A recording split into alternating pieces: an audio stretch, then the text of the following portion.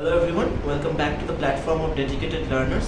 I am Shaumadeep Mukherjee and I am currently pursuing chemical engineering from Jadavpur University. तो आज मेरे video का topic है कि मैंने किस तरीके से अपने WBJ पेपर को अटेम्प्ट किया था जिसने मुझे 1651 रैंक दिलाया। तो मैं ये वीडियो ऑन डिमांड बना रहा हूँ। बहुत लोगों ने मुझे कांटेक्ट किया और कहा कि आपने किस तरीके से पेपर को अटेम्प्ट किया था वो बताइए, क्योंकि हमें बहुत ही ज़्यादा प्रॉब्लम हो रहा है, हम बहुत ज़्यादा कन्फ्यूजन में हैं कि किस तरीके से हम पेपर को अटेम्प्ट करें ताकि हमें मैक्सिमम आउटपुट मिल सके। तो आज वही मैं शेयर करना चाहता हूँ कि मैंने कैसे पेपर को अटेम्प्ट किया था फिजिक्स केमिस्ट्री मैथमेटिक्स, जिसने मुझे एक अच्छा आउटपुट दिया। तो सबसे पहले अगर मैथमेटिक्स की बात करें तो मैथमेटिक्स मेरा मॉडरेट लेवल में था। मैं कभी नहीं कहूँगा कि मैथमेटिक्स मेरा बहुत अच्छा था। मेरा टारगेट था मैथमेटिक्स में 40 मार्क्स स्कोर करना, जो कि बहुत अच्छा स्कोर होता है। जो लोग अनरियलिस्टिक अभी तक अप्रोच लेके चल रहे हैं कि मेरे तो 50 आ जाएंगे, 60 आ जाएंगे, जिन्होंने अब तक मॉक टेस्ट नहीं दिया या फिर नहीं देखा कि किस तरीके से बनते हैं नंबर मैथमेटिक्स में, ये क्वेश्चन किस तरह के आते हैं, तो उनको मैं बताना चाहता हूँ कि मैथमेटिक्स बहुत ज़्यादा मुश्किल होता है स्कोरिंग करने के लिए। तो 40 मार्क्स भी मैथमेटिक्स में बहुत ज़्यादा एक अच्छा अचीवमेंट माना जाता है। तो मेरा टारगेट था कि 40 मार्क्स मैं किसी भी तरीके से लाऊं मैथमेटिक्स में, और तो उस तरीके से मैंने प्रिपरेशन किया था। अब एग्ज़ाम डे में क्या हुआ कि मैंने अटेम्प्ट कैसे किया था, स्ट्रैटेजी अगर मैं बताऊं तो मेरा स्ट्रैटेजी ये था कि सबसे पहले मैं 2 मार्कर के जो सेक्शन 2 के क्वेश्चन होता है उन्हें पहले मैं अटेम्प्ट करूँगा। तो एग्ज़ाम डे में मैं मॉक टेस्ट में भी मैं वैसे ही प्रिपरेशन करता था और एग्ज़ाम डे में भी मैंने वैसा ही किया। सबसे पहले क्वेश्चन मिलते ही मैंने सेक्शन 2 पे गया। सेक्शन 2 पे जाते मैंने करीबन वहाँ पे 6 या 7 कुछ वैसे क्वेश्चंस अटेम्प्ट किए थे जिन पे मुझे बहुत ज़्यादा भरोसा था, और शायद 1-2 सवाल मैंने कर दिए थे जो मुझे थोड़ा सा कन्फ्यूजन था, डाउट था थोड़ा सा, लेकिन मैंने कर दिए थे। तो वैसे 8-9 क्वेश्चन या 7-8 होंगे, वैसे 7-8 क्वेश्चन मैंने सेक्शन 2 में से किए थे और मैंने करीबन 30 to 40 मिनट्स लगाए थे। 40 मिनट्स के अप्रॉक्स मैंने लगाए थे सेक्शन 2 में। उसके बाद सीधा मैं आ गया सेक्शन 1 पे, जो स्ट्रैटेजी मैं ऑलरेडी बता चुका हूँ कि मैथमेटिक्स में आप कैसे स्ट्रैटेजी बना सकते हैं। तो वही मैंने किया था कि सेक्शन 2 में मैंने 30-40 मिनट्स लगाया था। वहाँ पे मैंने 6-7 क्वेश्चन हिला लिए थे, और उसके बाद मैंने आ गया था मैं सेक्शन 1। सेक्शन 1 में आके मैंने सॉल्व किए कुछ 20 या 25 क्वेश्चन। ऐसा नहीं कि मैंने 20 या 25 क्वेश्चन बिल्कुल ही सॉल्व कर दिए थे, उसमें से बहुत सारे डाउट भी थे, कुछ ऑप्शन एलिमिनेट करके किए थे, कुछ जस्ट रैंडम गेस भी कर लिया था। तो वैसा 20 या 25 क्वेश्चन मैंने किया था अगले कुछ 40-45 मिनट्स। तो और उसके बाद मैं आ गया था एकदम लास्ट में, मैं आया था सेक्शन 3 में।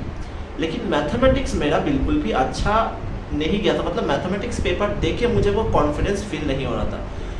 40 मार्क्स मैंने टारगेट किए थे, मेरा आखिर में आया था 30 मार्क्स।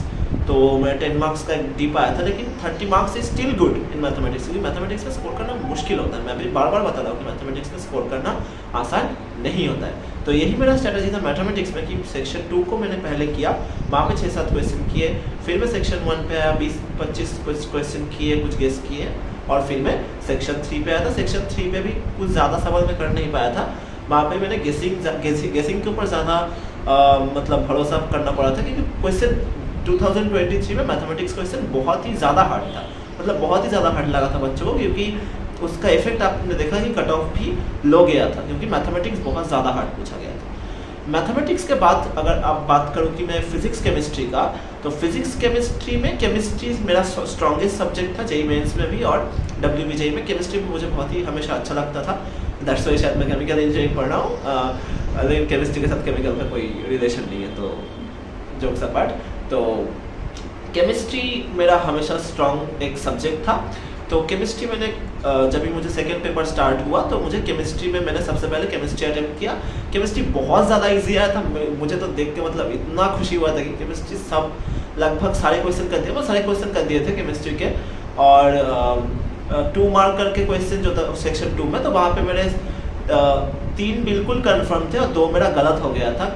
मैंने बहुत ही ज़्यादा सिली मिस्टेक कर दिया था, वो गलती करने जैसा क्वेश्चन था नहीं, लेकिन मेरा गलत हो गया था। और सेक्शन 3 में भी वैसा कुछ आ गया था, तो केमिस्ट्री बहुत अच्छा हुआ था। फिर फिजिक्स हमारा मॉडरेट आया था 2023 में।